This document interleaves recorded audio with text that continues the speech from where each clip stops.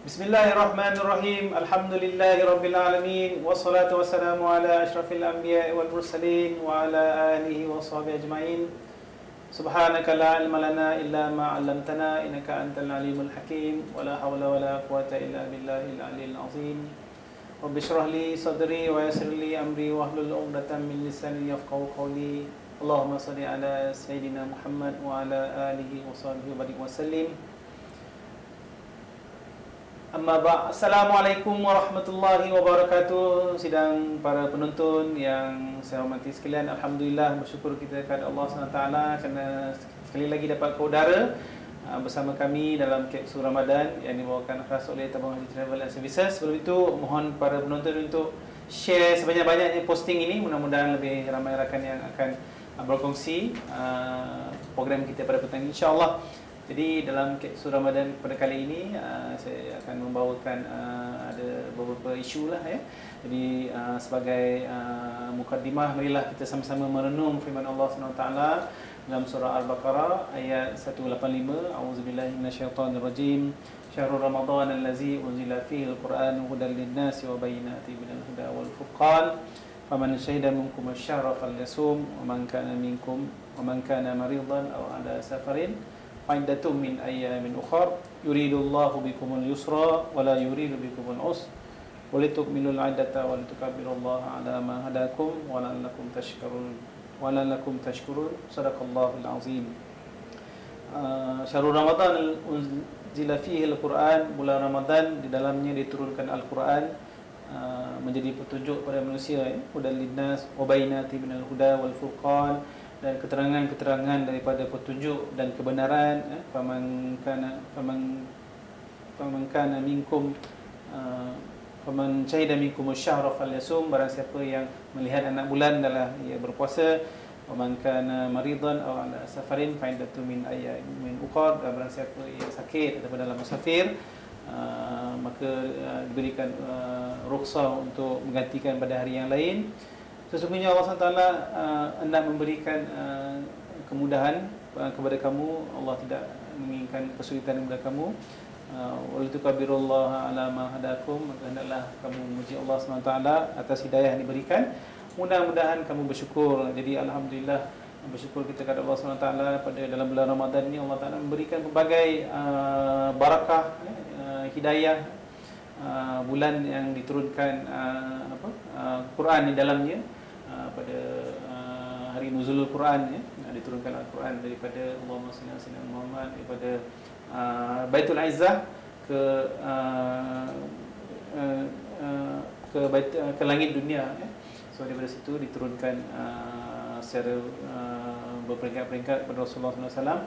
Dan dalam bulan puasa inilah Rasulullah SAW memperbanyakkan tadarus membaca Al-Quran, bertalaki dengan Sayyidina Jibril. Dan dalam bulan puasa ini juga Rasulullah SAW memperbanyakkan sedekah, memperbanyakkan bangun malam, mengejutkan ahli keluarga untuk bangun malam. Subhanallah, di bulan yang penuh barakah. Kalau kita lihat mafhum daripada ayat ini, Syahrul Ramadan allazi unzila fihi al-Quran, bulan Ramadan yang diturunkan Quran di dalamnya, kemudian menjadi petunjuk pada manusia. Dalam Al-Quran tu ada petunjuk pada manusia. Jadi ada diceritakan ya, ada sahabat menghadapi masalah, jadi dia akan membuka Al-Quran untuk mencari jawapan lah. Jadi apa yang dikongsikan oleh guru saya itu, jadi kalau kita ada masalah, ada isu nak cari petunjuk, saya eloknya buat solat hajat 2 rakaat lah, minta Allah bukakan jalan. Kemudian kita baca Fatihah sekali dalam keadaan berwuduk lah ya. Jadi solat hajat 2 rakaat, kemudian kita baca Fatihah sekali, kemudian kita buka Al-Quran, Bismillahirrahmanirrahim. Dekat mana yang kita buka tu baca, muka sebelah kanan atau muka sebelah kiri, insya-Allah pasti ada jawapannya. Kerana Al-Quran itu petunjuk ataupun mukjizat umat Nabi, mukjizat Rasulullah SAW untuk umatnya. Jadi kat situ kita boleh cari jawapan lah. Itu maksudnya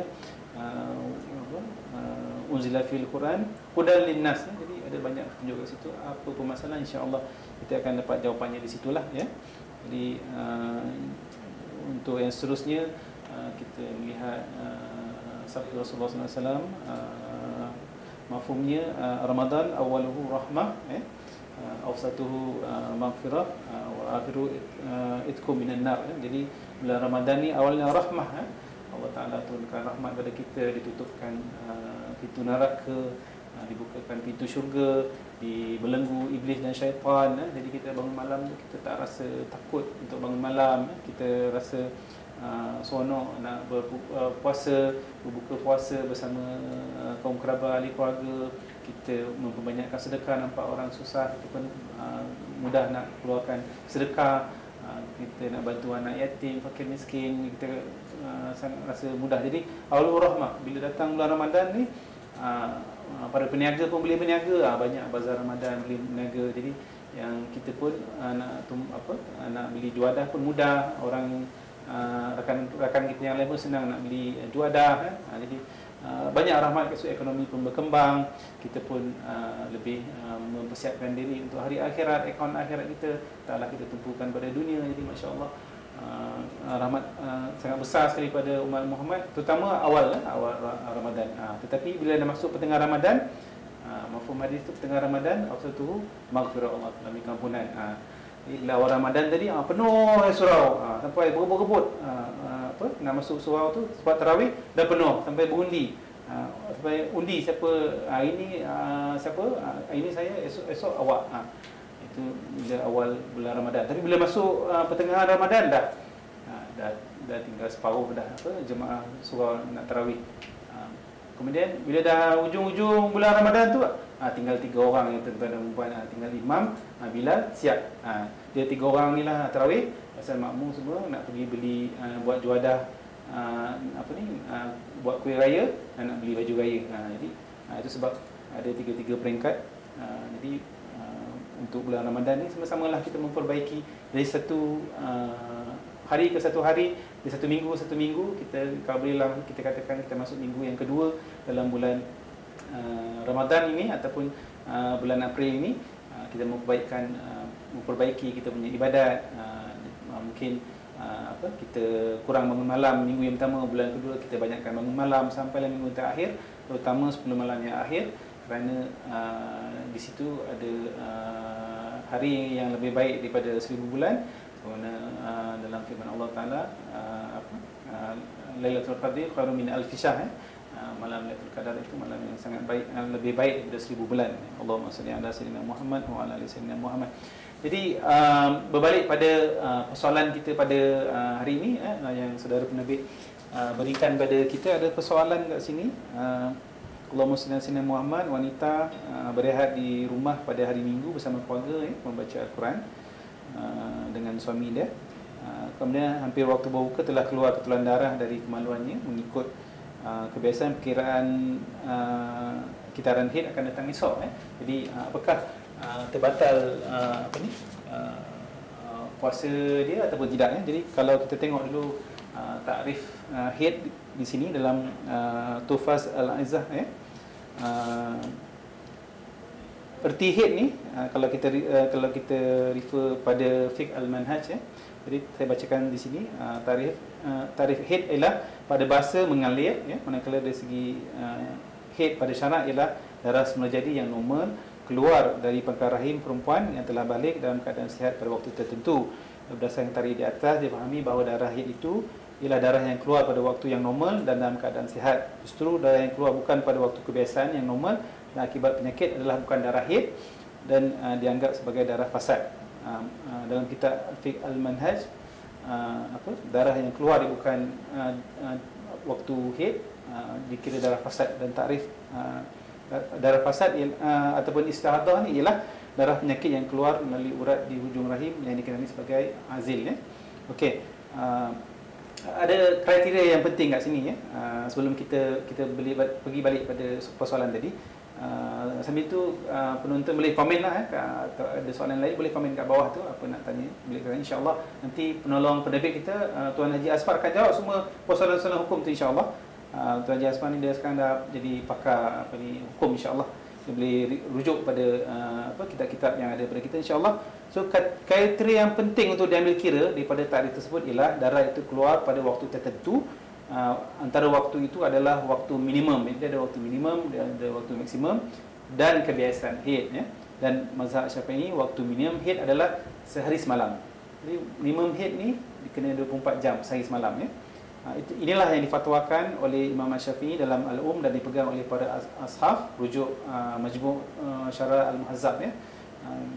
Bilangan 2/376 ya. Maksud sehari semalam itu adalah 24 jam seperti yang disebut oleh Syekh Islam Zakaria Al-Ansari, dan kadar siang dan malam itu ada 24 jam ya. Jadi berdasarkan fakta dan keterangan ya di atas, puasa pihak yang bertanya tadi itu maksudnya tidak cukup kadar masanya untuk dianggap sebagai darah haid, kerana tidak cukup 24 jam lah. Dia bukan 24 jam. Kemudian bukan dari kebiasaan, pasal minimum mesti 24 jam. Kemudian bukan dari kebiasaan, dia keluar daripada kebiasaan, jadi minimum. Jadi maksudnya puasa dia tu sah dan kalau dia haid dia tu melebihi kebiasaan hari ke-16, 17, 18, maka itu dikira darah istihadah jadi itulah sedikit keterangan tentang permasalahan hukum. Tuan-tuan dan puan juga, para penonton boleh rujuk pada irsyad fatwa edisi khas Ramadan dalam soalan siri ke-140 dalam Jabatan Mufti Wilayah Persekutuan ya, boleh rujuk kat situ irsyad fatwa sebagai panduan insya-Allah. Dan jika ada persoalan boleh komen itu, insya-Allah ada orang, insya-Allah penbit kita akan menjawablah soalan tuan-tuan dan puan.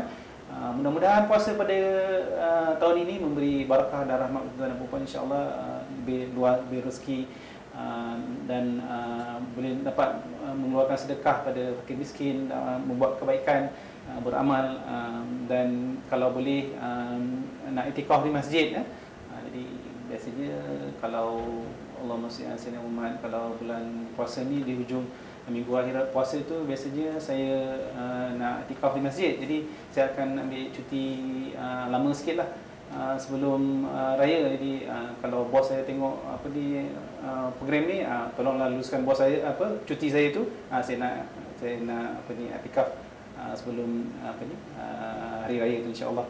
Jadi yang baik itu datang dari Allah SWT, yang tidak baik itu tidak sedap dengar itu daripada kekurangan kelemahan diri saya. Aku lupa bihaza wa sallallahu alaihi wasallam. Lisal muslimat fastaghfiruhu wa insyaallah jumpa lagi dalam kapsul Ramadan akan datang. Sekian, assalamualaikum warahmatullahi wabarakatuh.